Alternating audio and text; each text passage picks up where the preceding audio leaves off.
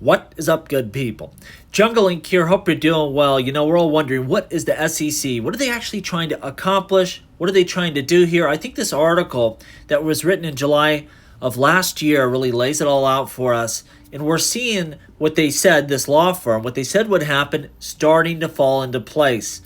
Before I get into this, and I think it lays out exactly the way this will play out with Ripple, with other market participants, with exchanges, I want to talk a little bit about someone in my video yesterday said I was trying to change the narrative, that I was maybe getting cold feet as we near the end of this court case with Ripple.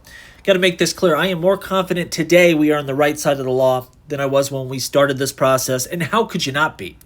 If you called in and you listened to those hearings, if you saw the results, the rulings by both judges, it was clear. Ripple, well, they stated their case better, in a more complete way. The SEC, much of the time, look like clowns. It's just as simple as that.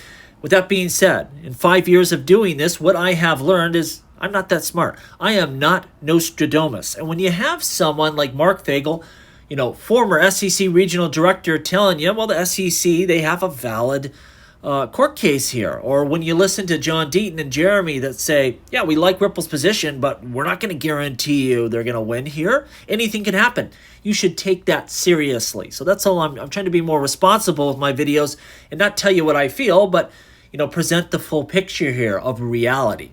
That's all I'm saying. So we need to look at how this could play out. And I said it for a while. It'll probably be a little bit of a mixed bag here. I think overall Ripple will quote unquote win, but doesn't mean they won't have to pay some penalties. Doesn't mean there won't be any restrictions going forward. So just something to keep in mind here as you think about this. It may take a while to digest and really work through once we do get that summary judgment. And it's coming any moment. It has to be on its way. I can't wait to see how the judge rules. Now, in this article, what it's basically saying to expect, could be literally any moment at this point, is for the SEC to issue some type of interpretive statement. And it will claim that all cryptos are security. And it will also lay out how you should register and comply, because that's the problem right now. Even when they say, hey, this is a security offering, there's no way to register, report, and be compliant. That's what's so irritating. Now, is the SEC correct? Are these securities? Probably not. But what are we going to do? Are we all going to sit here and fight them for years and years and spend millions of dollars and get nowhere?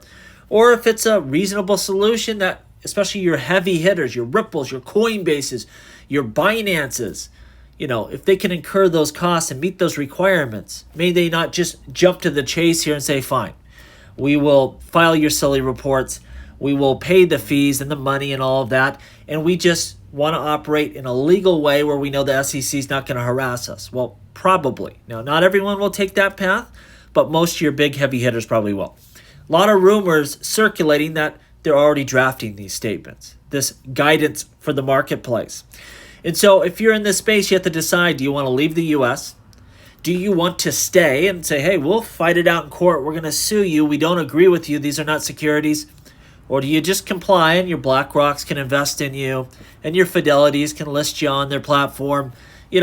It's the carrot that's right in front of your face. Yeah, it might not be actually legal, but hey, if we just play along, it's straight to the moon. A lot of people, if they have the ability to do so, they're just going to probably comply. And there's a lot of legal responsibility there as well. So you have to have the resources to make sure you're doing all of this stuff properly. I think if people do not have those resources, they're just going to leave the U.S. They're going to operate overseas in a less restrictive environment. Lastly, I think that they're going to go to these exchanges and say you need to register as a broker-dealer, just like any other security broker out there. They're going to have a lot of requirements. They're going to have surveillance, over these platforms, which is what they've said they want. If they're going to give you a Bitcoin ETF, the SEC wants to see all that trade data. Why do you think BlackRock and everyone else is running here to file their applications? Because they probably know it's coming, that these major exchanges are going to say, fine, we'll register, we will do whatever you want, just bring us under your umbrella. They know the time is now, and we move into a regulated space. I think if you are a foreign issuer of a cryptocurrency, it's going to be tough. It's going to cost a ton of money. There's going to be an unbelievable amount of requirements. And most people that are not US based, unless you're just a behemoth, you're probably going to leave. You're not going to want to have to meet all these requirements, and you'll just build overseas hoping that someday the SEC and the US regulations are less restrictive. It's just too much of a headache likely. What we will see overall within cryptocurrencies likely, if you're a US investor and you're on a US platform, it's probably going to be whittled down significantly. There's not going to be this swath of cryptocurrencies where you just have tons of options. It's not going to be like that. It's going to be whittled down to a few heavy hitters, those with the backing and the funding to move into SEC's version of compliance, and everyone else is just going to run for the hills to get the heck out of here.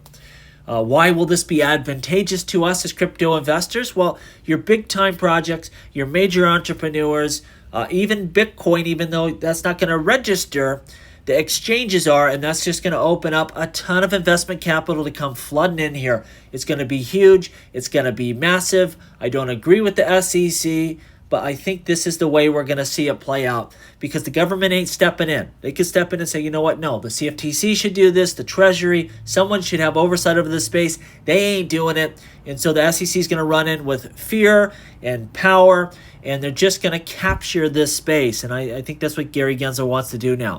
Going to be interesting to see what happens in this Ripple court case. But even if Ripple just dominates them and wins, they're going to say, well, those facts and circumstances were different. Maybe XRP is not a security, but pretty much everything else is. And it would just be too difficult, too time-consuming for people to fight against it. I think they'll comply if they can. Let me know what you think down below. And as always, please like, please subscribe. The revolution will be televised right here on Jungle Link.